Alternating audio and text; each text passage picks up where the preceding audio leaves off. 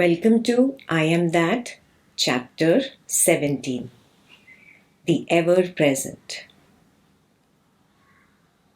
In the Marathi book, the name of the chapter is नेहमीच हजर आहे त्याला शोधा.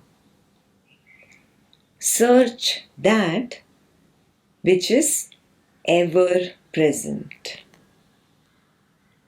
So you can modify the title in the English book to Search that which is ever present. Now, what does he mean by search that which is ever present?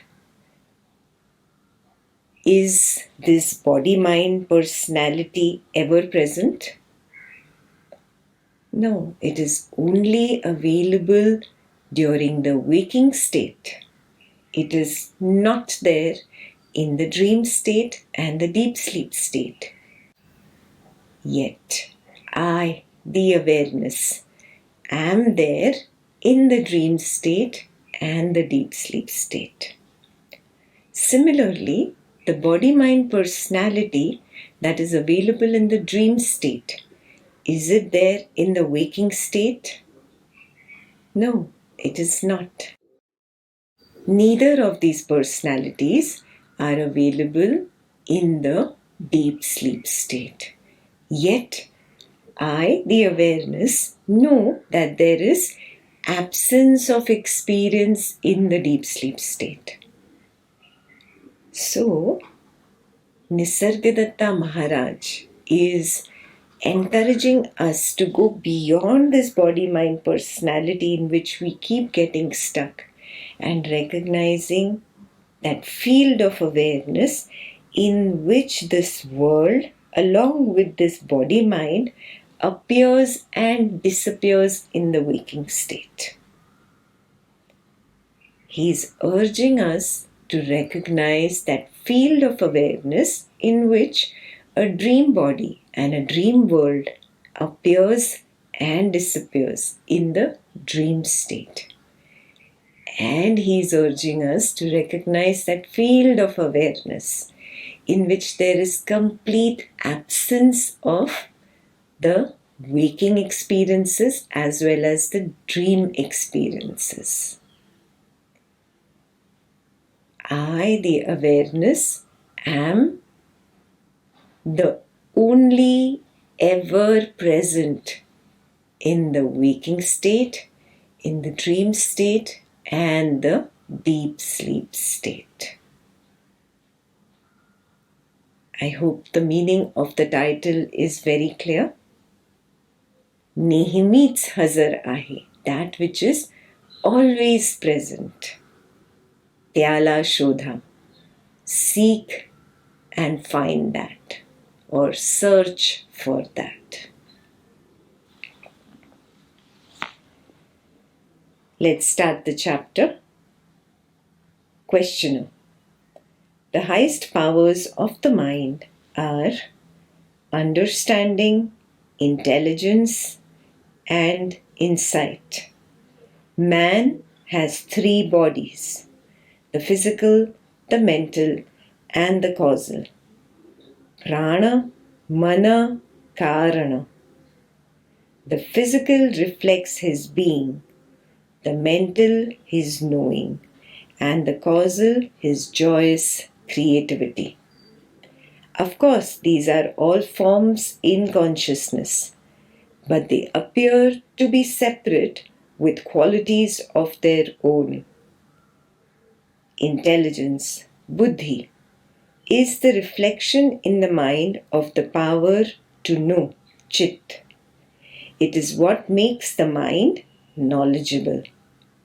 The mightier the intelligence, the wider, deeper, and truer the knowledge. To know things, to know people, and to know oneself are all functions of intelligence. The last is the most important and contains the former too. Misunderstanding oneself and the world leads to false ideas and desires. which again lead to bondage. Right understanding of oneself is necessary for freedom from the bondage of illusion. I understand all this in theory, but when it comes to practice, I find that I feel hopelessly in my responses to situations and people, and by my inappropriate reactions, I merely add to my bondage. Life is too quick for my dull and slow mind.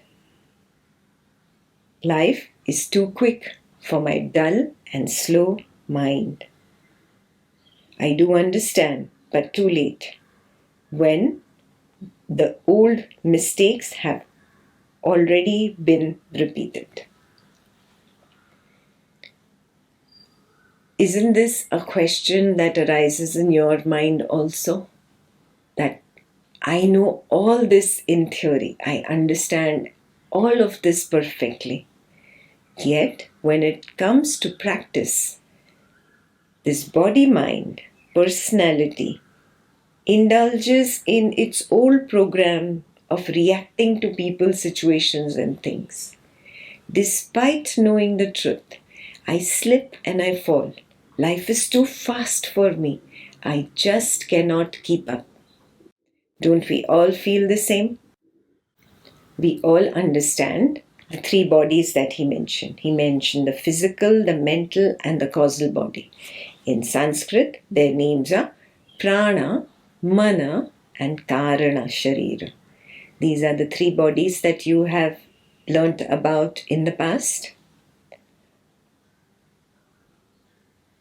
The prana is responsible for the being, the existence that is appearing in the form of this physical body, mind, personality, and all the physical body, mind, personalities comprising the waking world.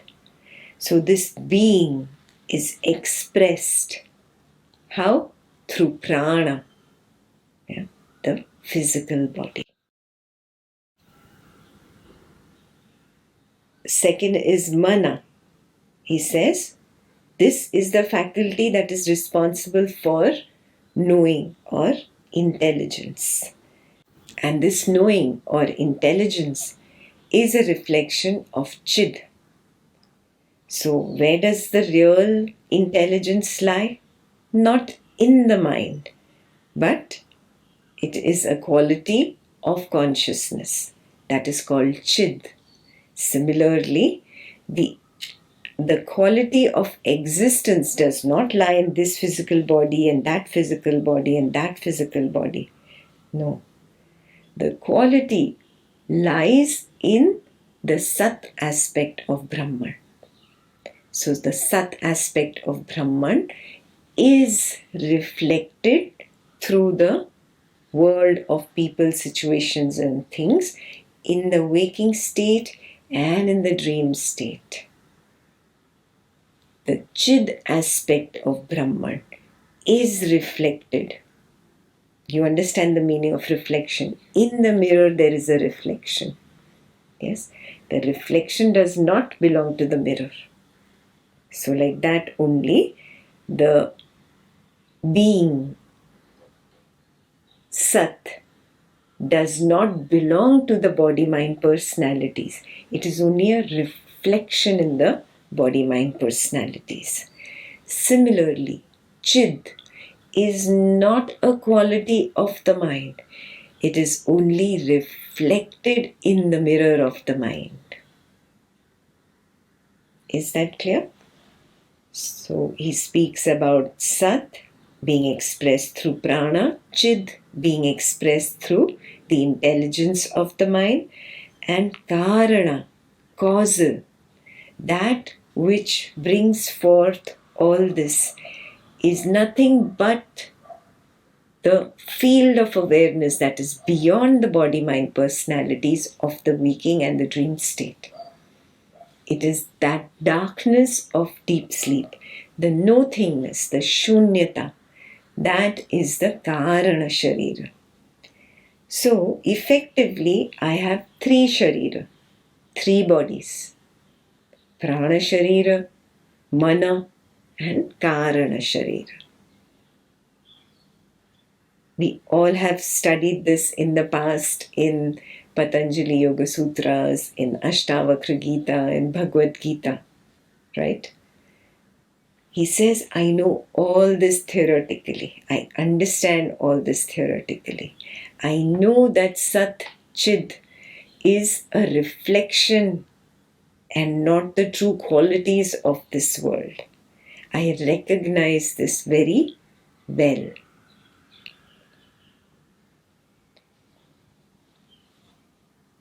He also tells you, of course, these are all forms in consciousness, but they appear to be separate with qualities of their own. Intelligence, buddhi, is the reflection in the mind of the power to know, of chit. It is what makes the mind knowledgeable. It doesn't make the mind knowledgeable actually, it just makes the mind appear to be knowledgeable. Because a thought is not alive. A thought cannot know another thought. Have you ever had this experience that one thought knows another thought? No. Thought by itself is not a conscious entity. So, the mirror of the mind only reflects the quality of Brahman, which is Chid, to know, to be conscious. The reflection appears to move, and that gives me a false illusion of movement, fools me. Though these are only reflected qualities of the consciousness, yet I keep slipping and I keep believing in the individual existence of these entities. So it is what makes the mind knowledgeable. What? Chid, the Chid aspect of Brahman. The brighter the intelligence, the wider, deeper, and truer the knowledge. To know things, to know people, and to know oneself are all functions of intelligence. The last is the most important and contains the former two. Highlight this. What is the most important? To know myself. The moment I know myself and I see I am the field of awareness, and in this people arise, situations arise, and they disappear in the waking state. I, the field of awareness, still remain. The dream state arises. In that, the people from the dream world appear. Situations in the dream world appear, and then they disappear. I, the field of awareness, always remain the same. In the deep sleep state, all these disappear. I, the field of awareness, am still there. That is why I know the blankness of deep sleep. Otherwise, I would not even know it. I would have no idea. But that's not what happens. Every morning when I wake up, I say, I slept so well tonight. There were no dreams. There were no people. There was absolute silence, absolute peace, absolute nothingness. Who knows? This body, mind, personality was not there, not after the waking state ended. Who knows? The moment I know myself, I know the world. I know people, I know situations, I know things. Yeah? So that's why he says, to know things, to know people, and to know oneself are all functions of intelligence. The last is the most important and contains the former two. Means, knowing myself, I know people and I know things. Misunderstanding oneself and the world leads to false ideas and desires, which again lead to bondage. The moment I forget that I am the field of awareness, the moment I assume to be this body-mind personality, and I assume that this body-mind personality is separate from that body-mind personality, that's the moment I and you is created, and then there is a conflict between the I and you. Misunderstanding oneself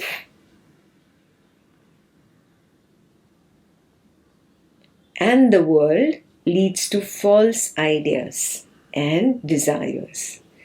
There is conflict because of desire. And this again leads to bondage. Bondage simply means that I get stuck. I am no more aware that all this is happening in me, the field of awareness. I believe in this personality and I get stuck in this conflict and I generate suffering for my own self. Remember, suffering never holds on to me. I hold on to suffering because I assume to be this body-mind personality. Right understanding of oneself is necessary for freedom from the bondage of illusion.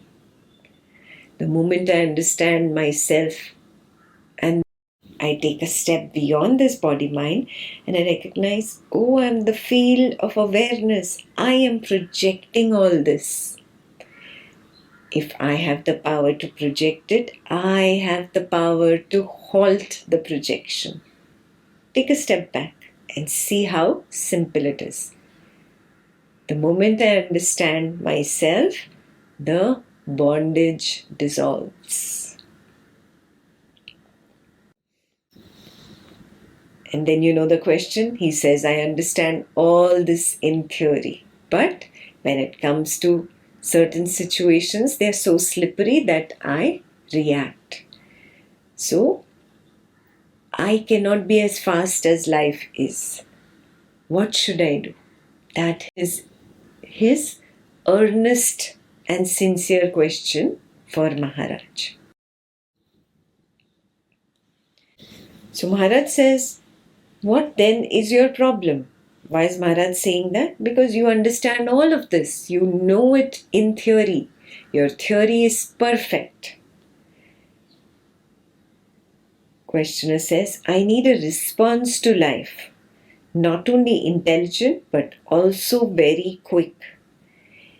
It cannot be quick unless it is perfectly spontaneous. How can I achieve such spontaneity? Maharaj says, the mirror can do nothing to attract the sun. It can only keep bright and wait. The and wait is missing. It is there in the Marathi text. As soon as the mind is ready, the sun shines in it. What can you do? You can do nothing, in short. Maharaj says, simply wait. Keep yourself shiny, bright, and wait. You cannot do anything to change the angle of the sun. Only when the sun rising from the east comes to a particular position can it reflect in my mirror. Yes? So I just stay there. I keep myself nice and shiny and bright and wait for the sun's position to come to such an angle that it reflects perfectly in the mirror of the mind. Basically, what is he saying? Don't put a condition on knowledge. Don't put a condition on consciousness. You have no idea of the written projections that have been projected already in the past. You simply stay shiny, bright, and wait. What is shiny and bright? It simply means being ready, being ready to receive. This is called patrata in Sanskrit. How do I become ready to receive? I keep applying this knowledge again and again and again. Not just intellectually, experientially seeing this truth that which is ever present is me, the field of awareness. Again and again, shifting the I from this body-mind personality to I, the field of awareness, in which there is this body-mind personality and this world of people, situations and things. Again and again, shift the I to the correct position. That is the meaning of staying shiny and bright. The questioner asks, the light is of the self or of the mind? Maharaj says, both. It is uncaused and unvarying by itself and colored by the mind as it moves and changes. It is very much like a cinema. The light is not in the film, but the film colors the light and makes it appear to move by intercepting it. Why did he say both? Because the mind is not anything other than Brahman. This body is not anything other than Brahman. This world is not anything other than Brahman. What is Brahman? I, the field of awareness. I am Brahman. So, what does this light really belong to? The mind or the self? Both. Yes, the self is the Brahman. I am Brahman. The light is uncaused and unvarying by itself. So it's the same field of awareness. It does not change. The field of awareness is constant, unvarying. Same field of awareness in the waking state, same field of awareness in the dream state, same field of awareness in the deep sleep state. But then why do these three states look so different? He says because of the film. The film of the waking state means whatever the mind has projected is nothing but thought. That thought is the film. And in cinema, the film moves very fast in front of the light of the projector and creates a false illusion of movement. There is no real movement happening there. In reality, there is no creation happening here. There is no existence here. And there is no destruction here. Creation, existence, and its destruction are simply projections, simply thought projections. These are the film that move in constant continuity, in speedy continuity, and they intercept the steady, consistent field of awareness. Because the film moves very quickly in front of the light, it appears that light is moving on the screen. But light does not move. It is the film that moves. Similarly, the field of awareness is consistent, is constant. It's steady. It is unvarying. It is uncaused. It does not move. Only thought moves. That movement of thought creates the illusion of existence which is created and that which will be destroyed.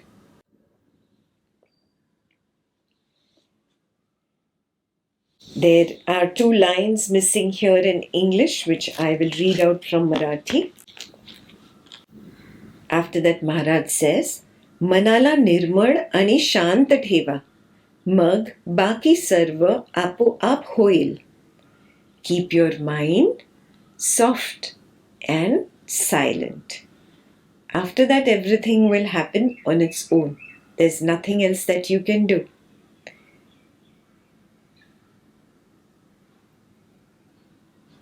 सुरुवातीला प्रचंड उद्योगाची गरज लागेल.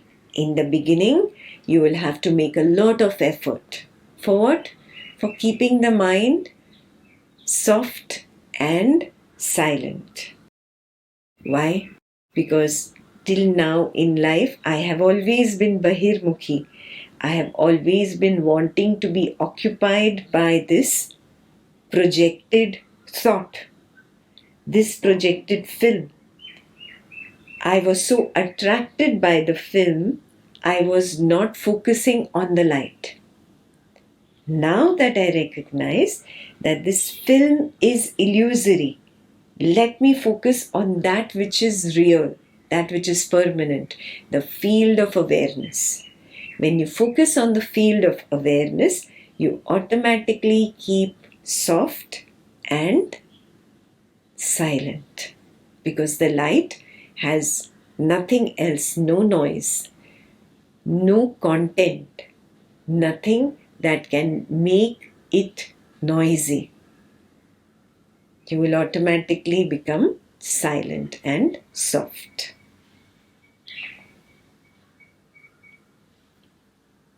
मनाला निर्मळ आणि शांत ठेवा, मग बाकी सर्व आपोआप होईल. सुरुवातीला प्रचंड उद्योगाची गरज लागेल. Keep the mind soft and silent. Then everything will happen on its own. In the beginning, a lot of effort might be required. ध्येयाजवळ प्रयत्नरहित पूर्णता असते. Dhey in Marathi means the destination. When you come closer to the destination, then there is effortlessness in completeness. In attaining the completeness, there is absolute effortlessness. So in the beginning, because I am so bahirmukhi, I am so outward turned towards this film, I get trapped in the film. When I turn inwards, away from the film, the mind automatically becomes soft and silent. When it becomes soft and silent, then there is effortlessness. I don't need to do anything to attain purnata or completeness. Effort is only in the beginning to turn away from that which attracts me.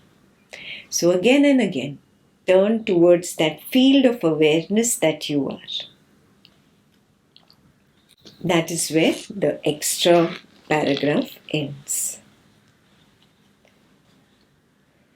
Then the questioner asks, are you now in the perfect state? The word in Marathi is Purnata. So it's not really a perfect translation to say perfect state. It would be, are you in that complete state?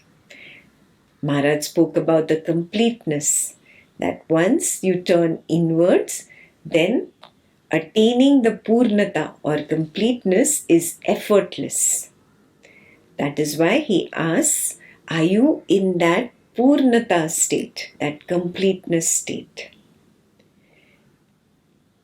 Maharaj says, perfection is a state of the mind when the mind is pure.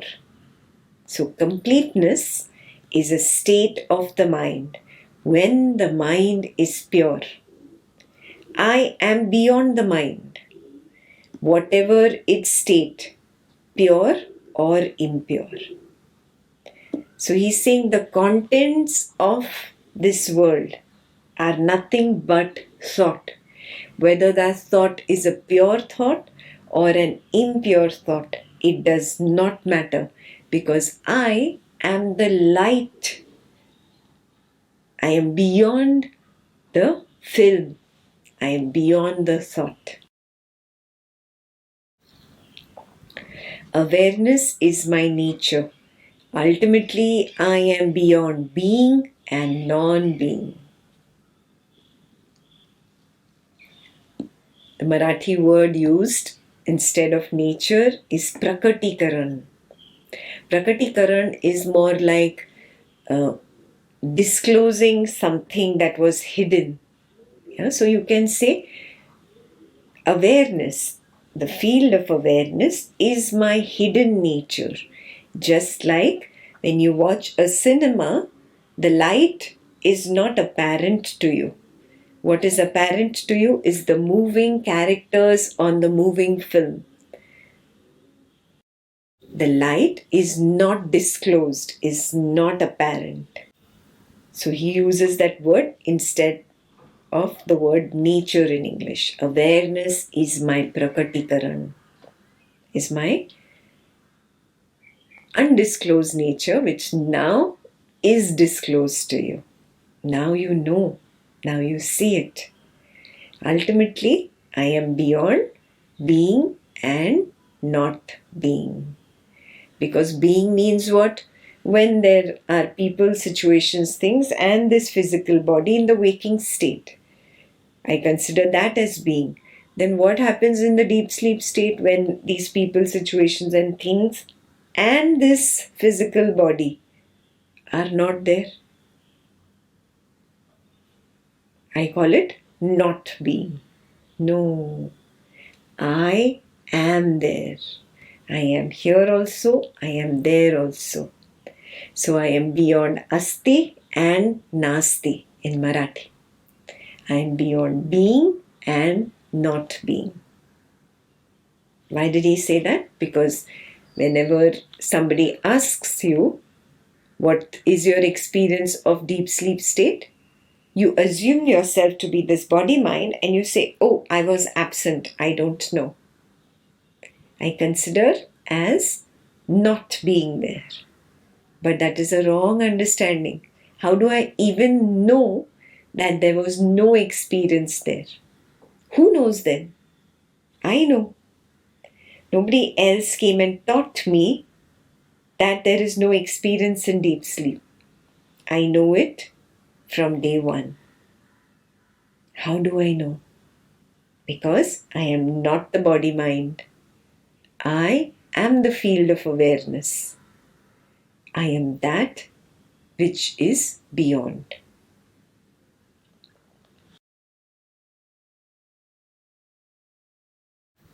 So the questioner gets very interested after Maharaj speaks like this and he says, will meditation help me to reach your state? Maharaj says, meditation will help you to find your bonds, loosen them, untie them and cast your moorings. When you are no longer attached to anything, you have done your share. The rest will be done for you. In short, meditation will not help you get there. What will meditation help you in? Meditation will help you in, because you are Bahirmukhi, it will help you recognize, oh, see, I get lost in this particular thought, I get lost in that particular emotion, I get lost in repeating this kind of memory again and again, and I'm not meditating. So, number one, it helped me identify that which is my bondage. All my attachments are my bondage. Then, number two, it helps me now loosen this attraction because meditation teaches me to turn inwards. Yeah, maybe using breath, maybe using some chant, some mantra, something you have been doing on the path of Dvaitam, where instead of being interested in something external, let me look within. Because as a beginner on the path of Dvaitam, one does not understand that one is the field of awareness. One is given an internal hook, an inner sound, an inner mantra, or the breath. So at least I'm looking this way instead of looking this way. Yeah. So it helps me loosen my attachment to that external thing, that external person, or the thought of that thing and person. Helps me loosen that bondage. Even untie it after a few years of practice of mantra, sound, breath, kundalini, etc., all the things that you have been practicing, what happens is that your attachment to these external people, situations, things reduces. Sometimes some people are lucky that they can completely untie. Most of us are not able to do it, but the ones that can do it are called the yogis. Through their inner turning towards themselves, automatically their external ties drop away. It just helps you cast your moorings. Cast your moorings means throw away, discard that which you are attached to, all your bondage. When you are no longer attached to anything, you have done your share. Please highlight that. Some people who are very lucky and put in a lot of effort in their meditation, following the yogic path, can get there. Most of the people fail because they are very drawn towards their external attachments. And the yogic path only becomes a temporary mental relaxation technique for them, which they use to divert their mind away from the problems associated with their attachment. But it is temporary. It only lasts so much. Yeah. So the best way that Maharaj teaches is Nisarga Yoga. Drop all these techniques of breath and external guru and external idol and mantra. Even mantra is external, even if I'm softly chanting it inside. Yeah. All these you discard. What are you left with? Just the sense of I am. Stay there. That is meditation according to Maharaj. Where I'm not making use of the witness consciousness, that is meditation. We learned this in the earlier chapters. Yeah. So Maharaj says, discarding all this, I just stay in the sense of I am. When I stay in the sense of I am, automatically I hold on to that which is real and remind myself, this is unreal, this is unreal. This is just appearing in the sense of I am, and it disappears when there is no sense of I am. Oh, the sense of I am and the world of people, situations, things arise together and drop together, arise together and drop together. Let me rest as the sense of I am and see what happens beyond. That is what Maharaj calls samadhi. Not using the witness consciousness is meditation, or that which leads to the highest samadhi, according to Maharaj. This is the Advaitam path. This is not the Dvaitam meditations of the yogic path, where you use something related to the body-mind, like breath or sound, to turn inwards. He says that it can only take you to a certain point. Yeah. But the highest point, the milestone that you can mark for yourself, is when you are no longer attached to anything. You have done your share. So homework for you. Contemplate all week. Am I still attached? What am I attached to? This. Make a long list. Yeah? All that you are still attached to. Those are the things that you must work on. When you are no longer attached to anything, then your job is done. Then you don't need to do anything. Then everything will be done for you. So the questioner gets very interested. Oh, somebody is going to do my work. Yeah, the rest of the work will be done for me. Who is it? So he asks Maharaj, by whom? Maharaj says, by the same power that brought you so far. that prompted your heart to desire truth and your mind to seek it. It is the same power that keeps you alive. You may call it life or the supreme. Basically, the field of awareness, Brahman. There is nothing else. There is no other. There is only Brahman. So Brahman itself forgets itself. Brahman itself gets lost in the film, which is thought. Brahman itself reminds itself, and Brahman itself remembers itself. Everything is the play of Brahman. That is why it is called Leela. So it is the same power that brings you here, that prompts your heart to desire truth. It prompts your mind to seek, and it's the same power that keeps you alive. Yeah? In Marathi, instead of the word supreme, the last word in Marathi is unmanifest. Yeah? You may call it life or the supreme.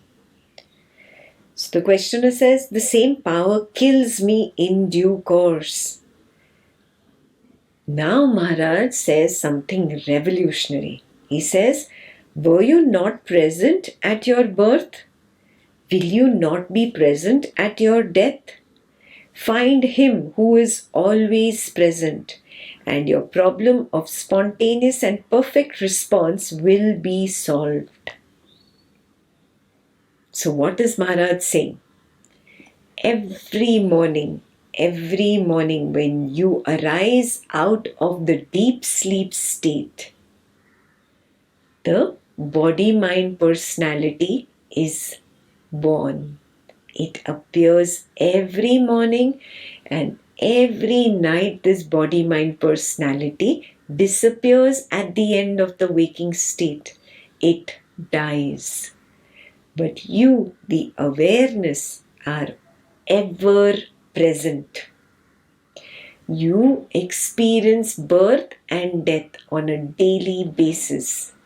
You, the field of awareness, are the truth in which birth and death happens on a daily basis. Then the dream state arises, in which there is the birth of the dream body-mind.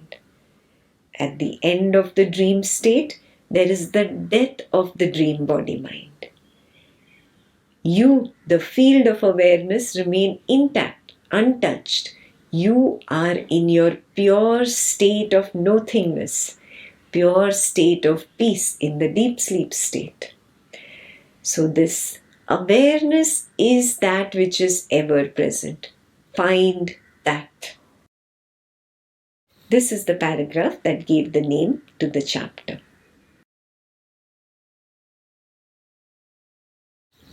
Were you not present at your birth? Will you not be present at your death? Find him who is always present, and your problem of spontaneous and perfect response will be solved. Questioner says, realization of the eternal and an effortless and adequate response to the ever-changing temporary event are two different and separate questions. You seem to roll them into one. What makes you do so? What is his question? Realizing that I am the field of awareness is separate, and responding to people, situations and things in this world is separate. These are two separate things. Why are you mixing them up? This is the question. Maharaj says, to realize the eternal is to become the eternal, the whole, the universe, with all it contains. That is the main point. With all its contents. So, that which you want to respond to, the people, situations and things, are what? They are the contents of the complete whole, the eternal, the field of awareness. They are nothing but thoughts. in the field of awareness. Every event is the effect and the expression of the whole and is in fundamental harmony with the whole. All response from the whole must be right, effortless, and instantaneous. Please mark that. Whatever I see in this waking world is nothing but thought. This thought is not separate from awareness. It is made up of awareness. Do you get it? Awareness in motion is thought. Thought at rest is awareness. It is the same thing. So the effect that you are seeing in this thought, whatever it is projecting as, the person that is troubling you in your waking world or a difficult situation in the waking world, whatever these are, they are simply the effect of the whole, the field of awareness. I am that field of awareness. I am eternal. Everything that happens here at the thought level is nothing but the product of the eternal awareness. The effect is that which belongs to the whole, the eternal. This part is clear? So all the contents belong to Brahman, belong to the whole, belong to the completeness. So if you correct yourself at the source, there is correction here automatically. You do not need to correct every single event here. That's a lot of work. Instead, correct it at the source. We've done this in the previous chapters. Yeah. If it is my projection, then I have the power to correct it at its source and halt this projection. It may not halt completely because it has its own script pre-written, but I do not indulge in that script anymore. I do not get lost in the illusion anymore. I'll read that again. To realize the eternal is to become the eternal, the whole, the universe, with all its contents.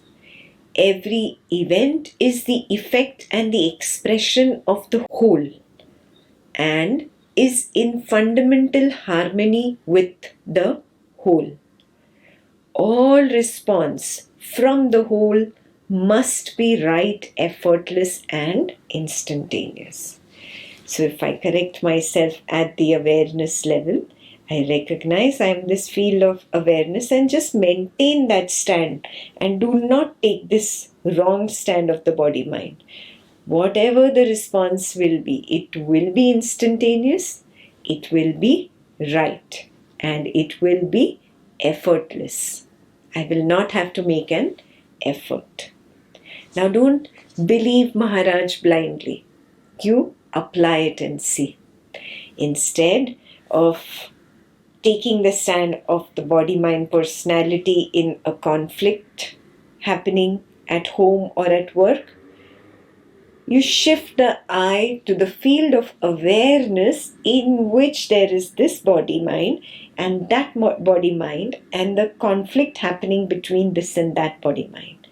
You keep your stand at the whole. Yeah?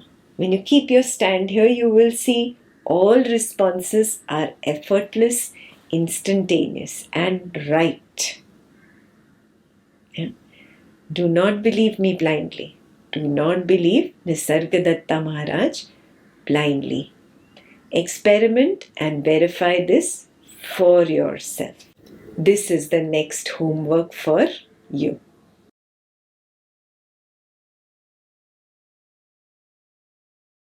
It cannot be otherwise. if it is right. Delayed response is wrong response. I'll read that out in Marathi.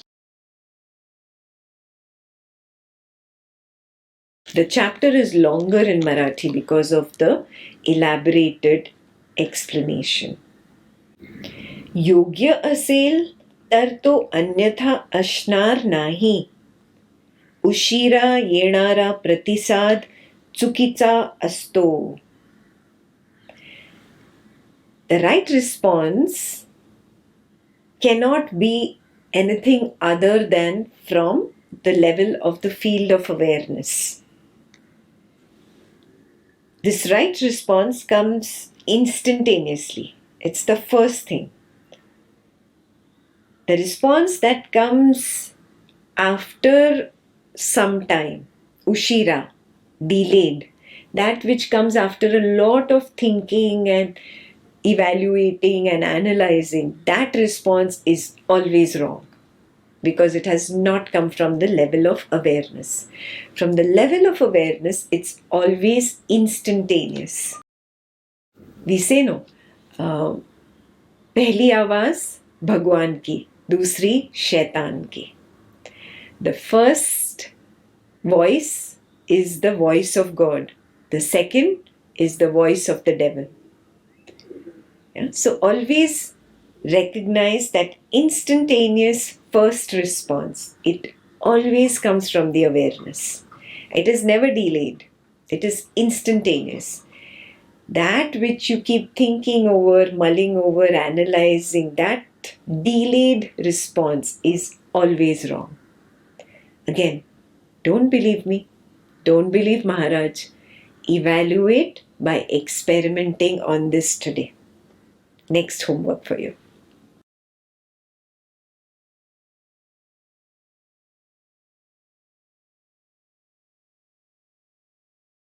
Thought, feeling, and action must be one and simultaneous with the situation that calls for them.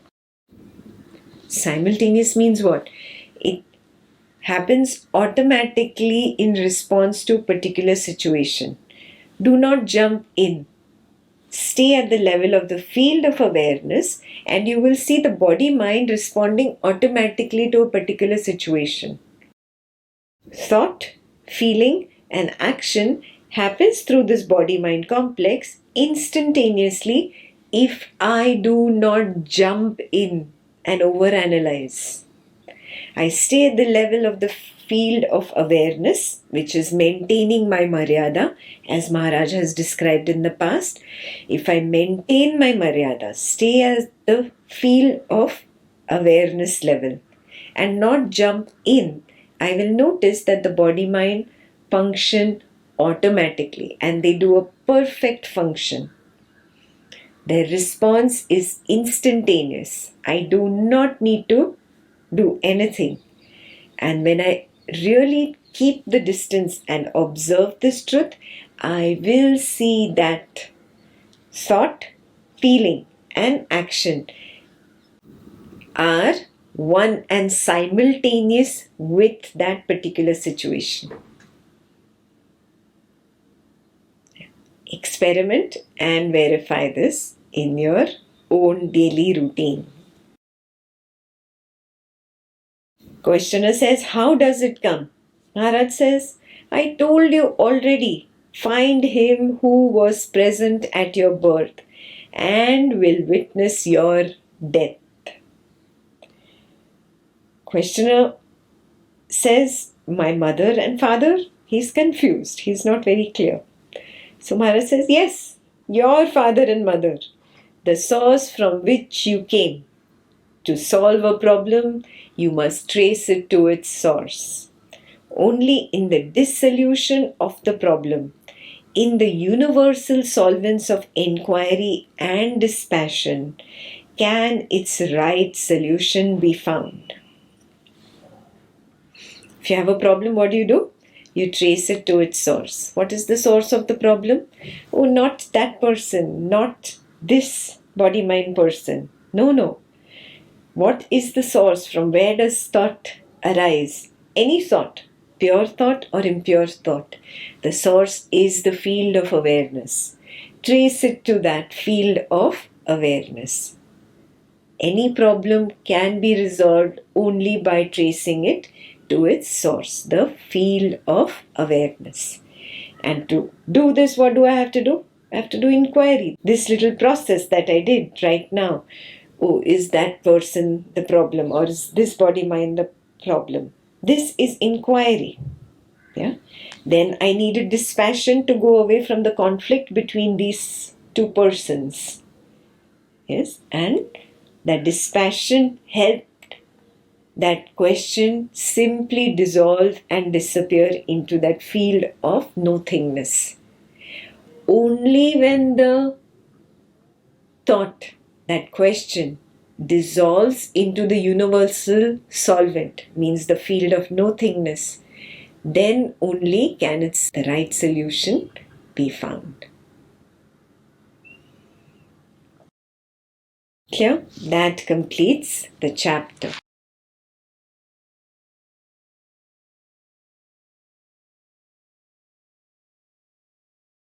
It's a short chapter, but after doing this chapter, you will realize why I insisted that you complete all your homework and journals.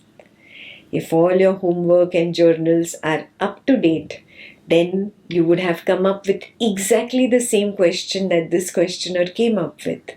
That when it comes to that particular situation, then my response of this body-mind is not spontaneous, and I always slip and fall. It's a slippery slope. If that question had arisen, today you found your answer. I know all the theory, but I slip and fall. Why? Because moment to moment to moment, I do not make an attempt to recognize that which is ever present. So, search and find that which is ever present. I, the field of awareness, am present throughout the waking state, the dream state, and the deep sleep state. I am beyond. I am not bound by these three states. I am there when there is the birth of the body. I am there when there is the death of the body. The birth and the death of the body do not touch me. Seek that which is ever present. So keep contemplating this week. Lots of homework for you. Lots of experimentation and verification is in order. And I will see you soon. Bye-bye.